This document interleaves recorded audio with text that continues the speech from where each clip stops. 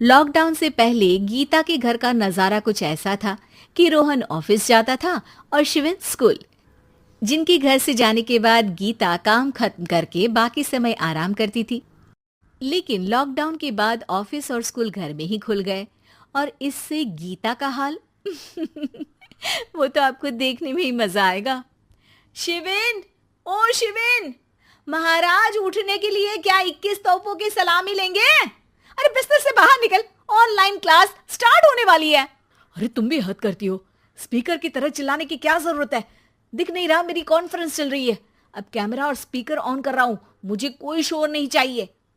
इस पर जैसे ही रोहन लैपटॉप का कैमरा और स्पीकर ऑन करता है तभी कुकर की सीटी बजती है। करा लो अब इसे चुप। लॉकडाउन नहीं हुआ, मेरी मौत का फरमान जारी हो गया। दोनों बाप बेटे ने नाक में दम किया हुआ है।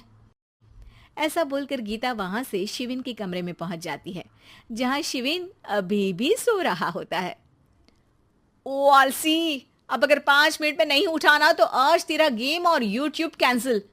माँ की बात सुनकर शिविन बिना 1 मिनट गंवाए उठ खड़ा होता है। उठ गया, अभी नहाकर भी आता हूँ। ये नाटक कहीं और, मुंह पर गीला कपड़ा मार और पढ़ने बैठ।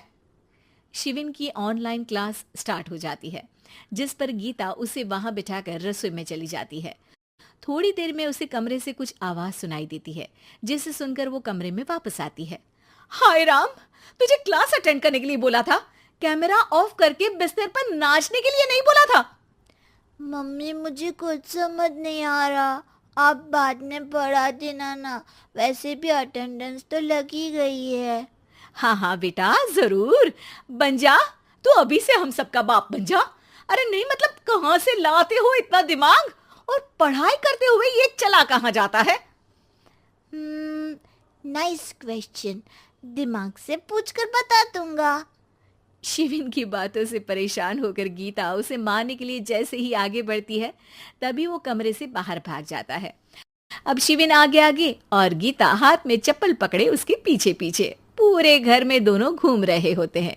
इसी बीच वो रोहन के पास पहुंच जाता है और शिविन को मारने वाली चप्पल रोहन के लैपटॉप पर जाकर गिरती है। ओए माँ! मम्मी, आप पापा को चप्पल मार रही हो? वो आज तक के रिपोर्टर, चुपचाप जाकर क्लास अटेंड कर ले, नहीं तो अगली तेरे पीछे लगेगी। इस पर शिविन वहां से चला जाता है, जिसके बाद रोहन गीता से कहता है, इस सर्कस के लिए कुछ बोलना चाहोगी? अरे क्या करूं, जब से तुम दोनों घर में रहने लगे हो, घर अपने आप ही सर्कस बन गया है और मैं तुम्हारी नौकर। कभी बेटी को संभालो तो कभी बाप के नखरे उठाओ। इन्हीं सब उथल पुथल में दिन बीतते रहते हैं, जिसमें हर रोज घर के अंदर कुछ नया सियप्पा खड़ा मिलता है, जो ज्यादातर शिविन और रोहन के ऑनलाइन स्कूल और ऑफिस से रिलेटेड ही होता है। एक सुबह, शिविन चल उठ, आज की क्लास जल्दी है। कैमरा ऑफ करके आप अटेंड कर लो। अरे ऐसे छित्तर पड़ेंगे, दादी नानी सब एक साथ याद आ जाएंगी। गीता की लाख मशक्कतों के बाद क्लास तो खत्म हो जाती है, लेकिन उसके बाद शिविन फोन इस्तेमाल करते हुए इंस्टाग्राम रील बनाने लगता है। रसोड़े में कौन था? तुम थी, मैं थी, कौन था? कौन था? हाँ, मैं गरीब हूँ, मैं गरीब हूँ। अरे ओ गरीब के बेटे, आजा, मैं बनाती हूँ तुझे गरीब। मैं बताती हूँ रसोड़े में कौन था। पढ़ाई करने बोलो तो इनकी माँ मर जाती है, और ये पागलपंतियां जितनी मर्जी करा लो। गीता शिविन को डांट रही होती है, तभी रोहन बीच में बोल पड़ता है। अरे बच्चा ही तो है, इतना गुस्सा क्यों कर रही हो? बेटे का साथ देने की इसी एक कोशिश में अब शिविन के साथ साथ रोहन भी गीता के गुस्से की सूली पर चढ़ जाता है। अगर बेटे पर इतना ही प्यार आ रहा है तो इसे क्लास अटेंड क्यों नहीं कराते, इसका होमवर्क क्यों नहीं कराते?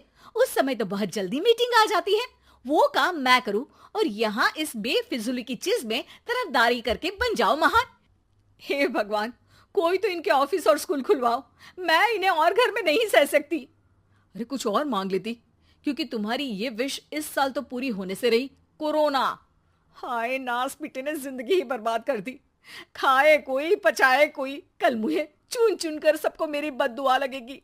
उन्होंने दुनिया का और इन बाप बेटे दोनों ने मेरा जीना मुश्किल कर दिया। गीता वहां से चली जाती है, जिसके बाद रोहन शिविन से कहता है, अरे तुम्हारी मम्मी इतनी भड़की हुई क्यों है?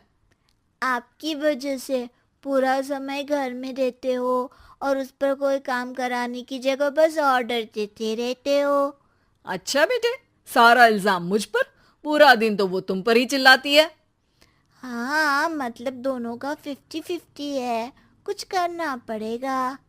वो कहते ना, make the best out of worst. I have an idea. वैसे तुम्हारी माँ सही कहती है, बहुत जुबान चलाने लगे हो, कम बोला करो। अगली सुबह रोहन और शिविन अपनी गलती को सुधारने के लिए गीता के उठने से पहले घर का आधा काम खत्म कर देते हैं, जिसे देखकर गीता खुश हो जाती है और फिर बाकी बचा काम वो तीनों मिलकर पूरा कर लेते हैं। जिसके बाद अब वो सब मिल बांट कर हर काम में एक दूसरे की मदद करते हुए लॉकडाउन का मजा लेने लगते हैं।